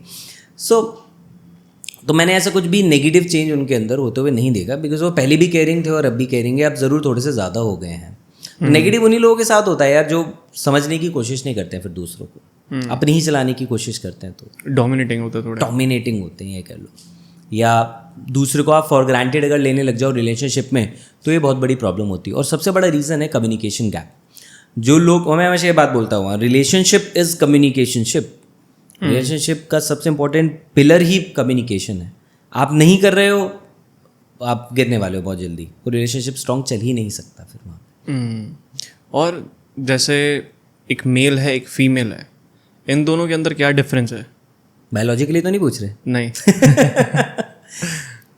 सो men are more logic driven, women are more emotion driven. Majority मैं कह रहा हूँ, मैं ये नहीं कह रहा कि ऐसा ही है. और एक और चीज़ मैं इसमें बोलना चाहूँगा कि दुनिया में कभी कुछ ना ब्लैक एंड वाइट नहीं होता, इट्स ऑलवेज ग्रे. तो ऐसा नहीं है कि आप किसी को आप स्टीरियोटाइप कर ही नहीं सकते. तो मैं यहाँ स्टीरियोटाइप तो बिल्कुल नहीं कर रहा हूँ कि लेडीज़ इमोशनल होती हैं, लड़के लॉजिकल होते हैं, ऐसा नहीं. मैं बहुत इमोशनल हूँ और लॉजिकल भी हूँ. तो हर एक के अंदर मैस्कुलिन फेमिनिन दोनों पार्ट होते हैं. बट जो मैंने अपने एक्सपीरियंस में देखा है, जो गलतियां लड़के करते हैं, जो सबसे बड़ा डिफरेंस है कि हम लोग ना एकदम से एज मेल्स हम लोग सॉल्यूशन देने पे आ जाते हैं एकदम से, राइट। तो हमारे फ्रेंड ने, गर्लफ्रेंड ने, वाइफ ने, किसी ने भी कोई बात बताई, वो अपना बता रही है कि यार ऑफिस में आज ऐसा हो गया, मेरे बॉस से ये हो गया, बॉस ने ऐसा बोल दिया, मैं क्या करूँ, मुझे समझ नहीं आ रहा। और जैसे ही हम सुनते हैं हमें लगता है यार ये मुझे बता रही है तो इसका मतलब मेरे को सोल्यूशन देना चाहिए, और हम सोल्यूशन देना शुरू कर देते हैं। और ये बहुत गलत चीज़ है, हम लिसनर बनते ही नहीं कभी, राइट। तो हमको ये करना चाहिए एज मेल्स, हमें सुनना चाहिए, बिकॉज ऐसा होगा कि वो मतलब उनके सोल्यूशन उनके पास हैं, वो बस चाहती हैं कि कोई सुन ले। एज मेल हमारे अंदर क्या होता है, हमें अगर कोई प्रॉब्लम है, हम बात नहीं करना चाहते किसी से। क्यों? क्योंकि हमें पता है, हम ये मानते हैं कि हम सॉल्व कर लेंगे। तो आप देखोगे मेल्स जो होते हैं, जैसे ही उनको कोई स्ट्रेस होता है, वो शेल में चले जाते हैं, वो अकेले बैठना पसंद करेंगे, अपनी स्टडी में, अपने ऑफिस रूम में, अपने केबिन में, बाहर रेस्टोरेंट में जाके, राइट। वो वहाँ बैठ के खुद सॉल्यूशन निकालना पसंद करते हैं। लेडीज़ के पास सॉल्यूशन है, लेकिन वो बात करना पसंद करती है उस बारे में। ये बहुत बड़ा साइकोलॉजिकल डिफरेंस जो है ना, वो मैंने देखा है। और मतलब ये बहुत बड़ा एक कारण है कि लोग इमोशनल जो प्रॉब्लम जिनको रहती हैं ना, या रिलेशनशिप अच्छे से नहीं चला पाते, तो ये बहुत बड़ा डिफरेंस है। तो जो भी लोग मुझे सुन रहे हैं, आई वुड रिकमेंड कि अगर आप ऐसी गलती कर रहे हैं तो अगली बार से सॉल्यूशंस देना बंद कर दो और सुनो। और लेडीज़ को, फीमेल्स को मैं ये बोलना चाहूँगा कि जो आपका मेल पार्टनर है, अगर वो प्रॉब्लम में है, सोल्यूशन में, और वो ढूंढ रहा है सोल्यूशन, तो आप उसको पोक मत करो कि वो आपसे बात करे, क्योंकि आपका नेचर है बात करना उससे, उसका नेचर नहीं है आपसे बात करना। उसको उस टाइम पे अकेला छोड़ दोगे तो वो ज़्यादा अच्छे से जल्दी वापस आ जाएगा, लेकिन अगर आप उस टाइम पे उसको पोक करोगे तो झगड़ा हो जाएगा वहाँ। रोहित, ऐसी क्या चीज़ें हैं, पर्सनल बेसिस पे पूछ रहा हूँ, not in terms of business and everything, जो अचीव कर नहीं पाके है, जो लाइफ में पेन दे रही है? पेन वाली पहले बात करूँगा कि क्या चीज़ पेन दे रही है अभी लाइफ में। लाइफ में अगर आप मुझसे शायद 3 महीने पहले या 2 महीने पहले मिले होते ना, तो मैं आपको लिस्ट गिना देता। मुझे अभी भी तो कुछ ना कुछ होगा जो पेन में डाल के रखा होगा आपको। मैं वही आपको कह रहा हूँ, अगर आप मुझे मिले होते ना 2 महीने पहले, मैं आपको लिस्ट गिना देता। आज के टाइम पे ना मैंने टोटली माइंडसेट मेरा बदल गया, राइट। और इसके लिए मैं थैंक्स करना चाहूँगा जो सारे मेंटर्स और कोचेस को, जिनकी मैंने हेल्प लिया, जिनसे बात की, डिस्कस किया, राइट। तो वो निकल के आया लाइक कि यार लाइफ में जो होगा जब होगा वो उसी टाइम पे होगा, राइट। पहले मैं इसको एक्सेप्ट नहीं करता था बहुत ज़्यादा, लेकिन जब से मैंने इस चीज़ को एक्सेप्ट करना शुरू किया तो सारे पेन हट गए। अब मैं आपको बता दूँ 2 महीने पहले, 3 महीने पहले वाले क्या पेन थे।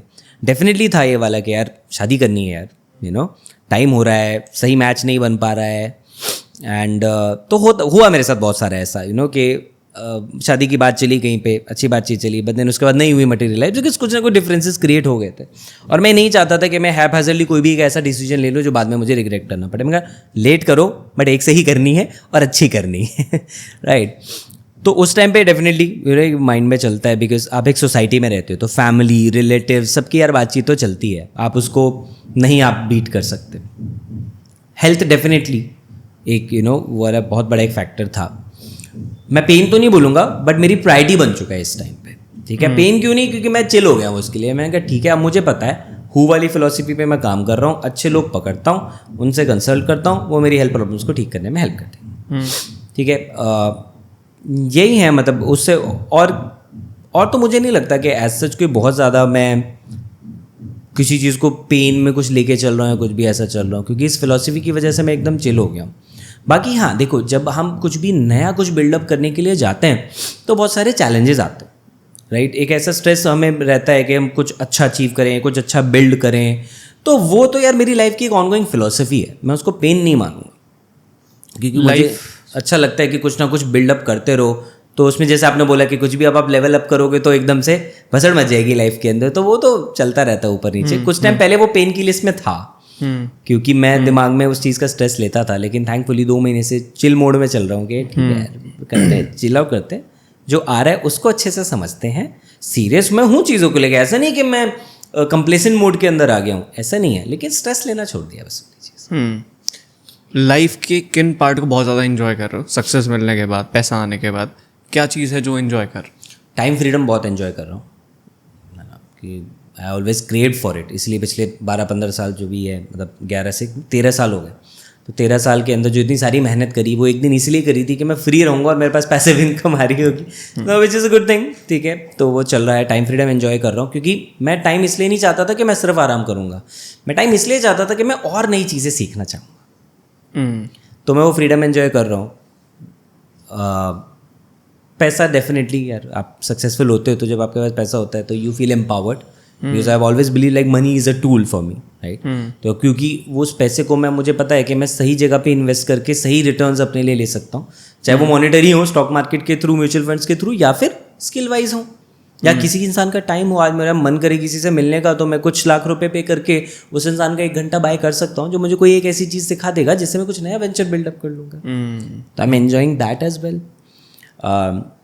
एक जो सुकून है वो बहुत ज़्यादा एंजॉय कर रहा हूँ मैं, ये एक्नॉलेज करके that yes I have achieved almost most of the dreams that I had, जो मैंने गोल्स में लिखे थे अभी तक के लिए। ऑब्वियसली वो अब नए बन गए हैं, बट जो जब मैंने अपना बिजनेस स्टार्ट किया था, starting of with direct selling, उस टाइम की जो मेरी गोल्स की लिस्ट थी, तो उस टाइम में इंसान मटेरियलिस्टिक ही लिखता है। तो गाड़ी हो गई, घर हो गया, फॉरेन ट्रिप्स हो गए, 5 स्टार्स में जाना हो गया, अच्छे इवेंट्स अटेंड करना हो गया, तो लाइक वो सारी चीज़ें, कपड़ों का मुझे बहुत शौक है, तो वो वाली चीज़ें करना हो गया, तो वो सब हो गया।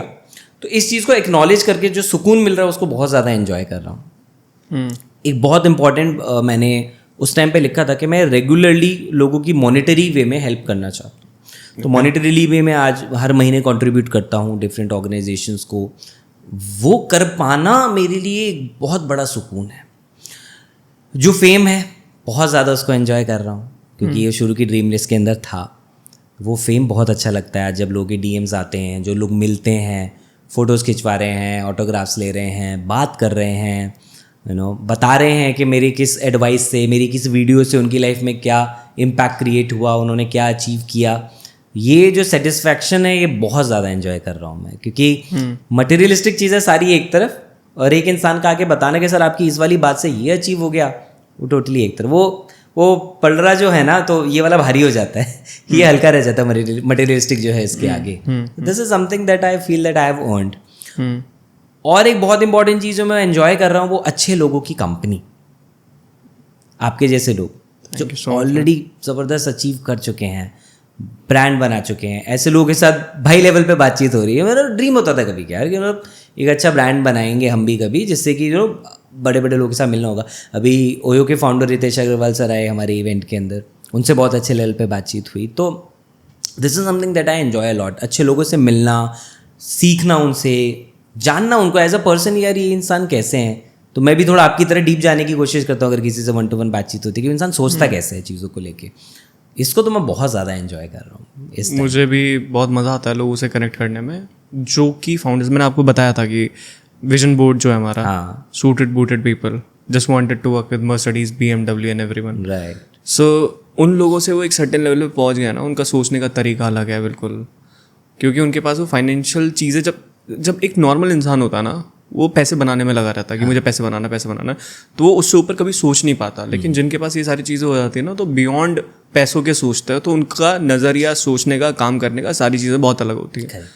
तो अगर आप रितेश से मिले हैं, रितेश आपको 2-3 एडवाइस देगा और बिजनेस चेंज। करेक्ट। सिर्फ 2-3 एडवाइस के लिए। तो that's why we just wanted to connect with suited booted people, those who are doing something really great in their life. And final note आप कुछ देना चाहेंगे? उससे पहले मैं आपको एक दुआ देना चाहूँगा कि हमारे पॉडकास्ट के थ्रू आपको कोई लड़की मिल जाए जल्दी से जल्दी आपकी शादी के लिए, एंड डेफिनेटली मिल ही जाएगी आपको, ऑफ कोर्स है ना, जल्दी मिल ही जाएगी। So all positive for that. वो कोई प्रॉब्लम ही नहीं, मैं इंतजार कर रहा हूँ आपकी शादी का। मैं भी। और कोई फाइनल नोट आप देना चाहते हैं? आई वुड से एक्शन लो। वो कहते हैं ना कि एक प्लेन जो है अगर वो रनवे पे केवल जब चल रहा है तो वो सिर्फ एक एक्सपेंसिव टैक्सी है, और ये होता भी है एक्चुअली। इस प्रोसेस को टैक्सिंग कहते हैं। प्लेन जब चल रहा होता है शेड से निकल के और आगे रनवे तक, जो मेन जो जब टेक ऑफ वाला जो रनवे होता है वहाँ तक जा रहा होता है, तो ऐसा पूरा वो अपना ट्रैक लेकर जाता है। अब तो दिल्ली का तो मुझे एग्जैक्टली याद भी हो गया कि कैसे जाता है, इतनी फ्लाइट्स ले ली पिछले 2-3 महीने में। तो इस प्रोसेस को टैक्सिंग कहते हैं। तो और इससे अगर रिलेट करें हम, एनालॉजी एक बनाए तो एक प्लेन जो टेक ऑफ नहीं कर रहा है वो सिर्फ एक एक्सपेंसिव टैक्सी है और कुछ नहीं है। ये लोगों के साथ होता है। आइडिया मिला, कुछ कॉन्सेप्ट मिला, सब कुछ देख लिया, जान लिया, बट उसको इम्प्लीमेंट नहीं करते। तो ऐसा मत करो यार, एक्शन लो, क्योंकि जब तक आप उसको इम्प्लीमेंट नहीं करोगे तब तक आपको पता नहीं लगेगा रियल लाइफ में होता क्या है। लाइक अभी मैंने टेनिस खेलना शुरू किया, आप ऑलरेडी क्रिकेटर रहे हो, बहुत बढ़िया लेवल पे आपने खेला हुआ है, तो यू नो कि जब हम नेट प्रैक्टिस करते हैं, नेट प्रैक्टिस में बॉल आई, नॉर्मल कोच ने नॉर्मल डाली और हम केवल लेट से ब्लॉक कर रहे हैं उसको, राइट, या ड्राइव करने की कोशिश कर रहे हैं, तो हमारा फ्रंट फुट आया, हमारा बैट आया, हमने पिच तक पहुंचाया and then we hit it. इस सारे प्रोसेस को नेट में करना एक अलग चीज़ होती है, खुद प्रैक्टिस करना एक अलग चीज़ होती है, लेकिन जब एक्चुअल पिच पे बॉलर ने बॉल डाली, उसकी स्पीड के हिसाब से वो मैच करके लेकर आना वो टोटली अलग हो जाता है, क्योंकि हर बॉल की स्पीड चेंज होगी। अगर सही कह रहा हूँ मैं, make sense, vouch for that. अब मैं टेनिस खेलना शुरू किया, अभी तक सर केवल अपने ऐसे बॉल बाउंस करके फोरहैंड करवा रहे थे। कल जब मैं गया खेलने तो अब रैली चल रही थी, सर ने वहाँ से रैकेट से मारी बॉल और मुझे यहाँ से करना था, और मैंने देखा कितना बड़ा फर्क है। हाँ, तो मैं यूं हिट कर पा रहा हूँ, मैंने कहा भाई साहब मैं तो बन जाऊंगा 5 साल में ग्रैंड स्लैम प्लेयर। लेकिन कल जब मैं एक्चुअली उस रैली को उस स्पीड से उस बॉल को आते हुए बॉल को जब हिट कर रहा था, तो मैंने देखा यार तो बहुत बड़ी गड़बड़ हो रही है, मेरे से शॉट्स ही नहीं लग रहे ठीक से। तो मैं एकदम से आज जब मैं आ रहा था मेरठ से, तो सडनली कल की कुछ बात रिकॉल हुई मेरे को, और ये वाली बात मैं सोचने लग गया। थैंकफुली आपने क्वेश्चन पूछ लिया था, यहाँ पे इम्प्लीमेंट ही हो गई। तो ये ट्रू है, आप बैठे बैठे कितना भी सोच लो, आप कितने कोर्सेज कर लो, आप कितनी नॉलेज ले लो, जब तक आप उसको ऑन फील्ड अप्लाई नहीं करोगे तब तक आपको नहीं पता लगेगा कि क्या है। क्योंकि मार्केट से फीडबैक आपको जब आएगा ना, वही आपको रियल नॉलेज देगा, वो एक्सपीरियंस आपको रियल नॉलेज देगा। तो अगर आप सोच रहे हो कुछ अपना कोचिंग प्रोग्राम लॉन्च करने की, तो भाई कर दो, उसके एड्स लॉन्च कर दो। अगर आप ये सोच रहे हो कि मैं एक ई-कॉम ब्रांड लॉन्च करना चाह रहा हूँ, कर दो। आप ये सोच रहे हो मैं एक नया फनल बिल्डअप करना चाह रहा हूँ, कर दो। आप सोच रहे हो मैं अपने AI पे बॉट क्रिएट करना चाह रहा हूँ, कर दो। क्योंकि जब तक लॉन्च नहीं करोगे, मार्केट से फीडबैक नहीं आएगा, आपको पता नहीं लगेगा। अभी मैं कुछ दिन पहले मैं किसी को एक बिजनेस थोड़ा सा कंसल्ट कर रहा था, ठीक है, तो जब उनसे बातचीत हुई तो मैंने यही देखा कि यार वो पहले प्रोसेस में बहुत सारी चीज़ें उन्होंने सोच ली, लेकिन जब इम्प्लीमेंट करने गए तो चैलेंज कुछ और ही है। तो इसलिए आई ऑलवेज बिलीव भाई SSG लेवल पे स्टार्ट सिंपल, घटिया सिंपल है, इसको SSG मॉडल कहता हूँ। स्टार्ट करो, सिंपल रखो, इम्परफेक्ट रखो, घटिया रखो, बट लॉन्च कर दो, जिसको हम MVP पे बोलते हैं, लॉन्च इट। क्योंकि उसके बिना आपको कुछ नहीं पता लगे, फिर सोचते ही रह जाओ। मेन एडवाइस ये है कि भाई एक्शन लो यार, इम्प्लीमेंट करो चीज़ों को, आइडिया पे मत बैठे रहो। Make sense. रोहित यार बहुत बहुत मज़ा आया आपसे बात करके। सेम है भाई, मुझे एंड मुझे नहीं पता है पॉडकास्ट कितना लंबा है, मैं बस कन्वर्सेशन के अंदर था, मुझे पता भी नहीं क्या हो रहा है क्या नहीं हो रहा है। It was really fruitful talking to you and thank you so much man. Same है man, thank you so much. ठीक है, आई होप आपको ये पॉडकास्ट पसंद आया होगा और आपको बहुत सारी नॉलेज मिली होगी। हमारा जो नेक्स्ट पॉडकास्ट है वो एक 20 साल के लड़के के साथ है, जिसने 1 साल के अंदर 10 करोड़ के आसपास बनाया है। अगर आप लोगों को जानना है, सीखना है कैसे करा 19 साल के लड़के ने 12th क्लास से निकलते ही, हम जानेंगे अपने नेक्स्ट पॉडकास्ट के अंदर। अगर आपने सब्सक्राइब नहीं किया है तो कर लो, कंप्लीटली फ्री है, वैल्यूएबल कंटेंट आता है यहाँ पे, नॉलेजेबल कंटेंट आता है, तो अभी के अभी सब्सक्राइब कर लो। एंड नेक्स्ट पॉडकास्ट बहुत तगड़ा होने वाला है, और आप किन गेस्ट को चाहते हैं कि वो हमारे शो पे आए, नीचे कमेंट करके ज़रूर बताना। मैं आपके कमेंट पढ़ने वाला हूँ और देखने वाला हूँ। तो मिलता हूँ आपसे नेक्स्ट पॉडकास्ट में। Bye bye.